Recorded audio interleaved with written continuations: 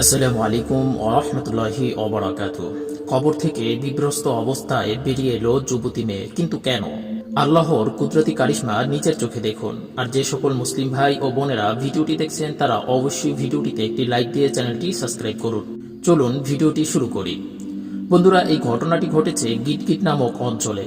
এক ব্যক্তি কবরের পাশ দিয়ে যাচ্ছিল। লোকটি হঠাৎ শুনতে পেল যে কবরের ভিতর থেকে আওয়াজ আসছে, আমাকে বের করো, আমি জীবিত। কয়েকবার এই আওয়াজ শোনার পর লোকটি মনে করলো এটা তার শোনার ভুল হতে পারে, কিন্তু যখন আরো কয়েকবার এই আওয়াজ শুনতে পেল তখন সে বুঝলো যে সত্যি কবর থেকে এই আওয়াজ আসছে।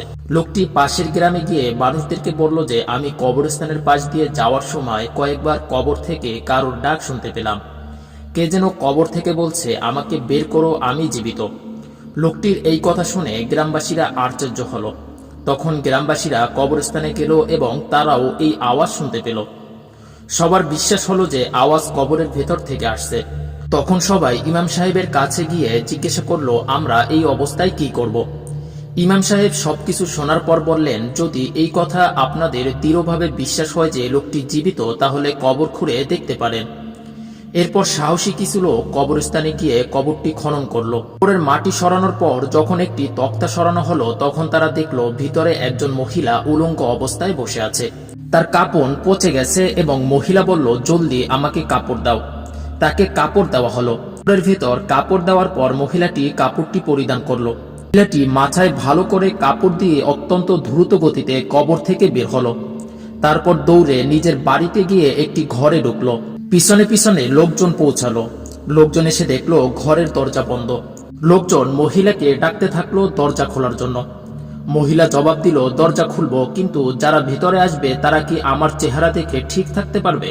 কারণ এখন আমার যা অবস্থা তা দেখে সহ্য করা সব মানুষের পক্ষে সম্ভব নয়। সুতরাং অত্যন্ত সাহসী কোনো লোক যদি থাকে তাহলে সে যেন ভেতরে এসে আমার অবস্থা দেখে। সবাই ভয় পেয়ে গেল। তারা বলল, তুমি দরজা খোলো, আমরা ভিতরে আসব। মহিলা দরজা খুলে দিল আর তারা ভেতরে প্রবেশ করলো। ভেতরের মহিলাটি চাদর দিয়ে সম্পূর্ণ আবৃত করে বসেছিল। লোকজন প্রবেশ করার পর প্রথমেই নিজের মাথার চাদর সরিয়ে ফেলল। লোকজন মহিলার মাথায় কোনো চুল দেখতে পেল না, আর মাথায় কোনো মাংসও ছিল না, ছিল শুধু হাড্ডিগুলো। মহিলাকে জিজ্ঞেস করলো, তোমার মাথার চুল কোথায়? মহিলা জবাব দিল, জীবিত অবস্থায় আমি যখন বের হতাম তখন আমার মাথায় কোনো কাপড় থাকতো না। আমি আমার লম্বা লম্বা চুল পরপুরুষকে দেখিয়ে বেড়াতাম। মৃত্যুর পর যখন আমাকে কবরে রাখা হলো তখন ফেরেশতারা প্রথমে আমার চুলগুলোকে একটি একটি করে টেনে তুলে ফেললো। প্রত্যেকটা চুলের সাথে আমার চামড়াও উঠে পড়ল। সেই কারণে আমার মাথায় কোনো চুল নেই, কোনো চামড়াও নেই। তারপর মহিলাটি তার চেহারা থেকে চাদর সরিয়ে ফেলল। মহিলার ভয়ঙ্কর চেহারা, দাঁত ছাড়া আর ঠোঁটের কোনো অস্তিত্ব ছিল না। এই অবস্থায় শুধু দাঁতগুলো দেখা যাচ্ছিল। তখন লোকগুলো জিজ্ঞেস করলো, তোমার ঠোঁট কোথায়? মহিলা জবাব দিল, আমার ঠোঁটে লিপস্টিক দিয়ে পরপুরুষের সামনে যাতায়াত করতাম, আর এর জন্য শাস্তিস্বরূপ আমার ঠোঁট কেটে ফেলা হয়েছে। এরপর মহিলা তার হাত ও পা দেখালো। তার হাত ও পায়ের কোনো নখ ছিল না।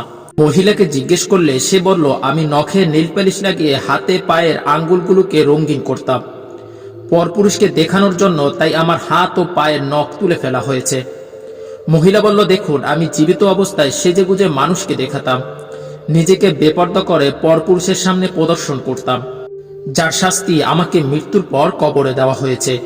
এই কথাগুলো শেষ করতে করতে মহিলা আবারও মাটিতে লুটিয়ে পড়ল এবং সর্বশেষ দেখা গেল মহিলার আর প্রাণ নেই, সে মৃত।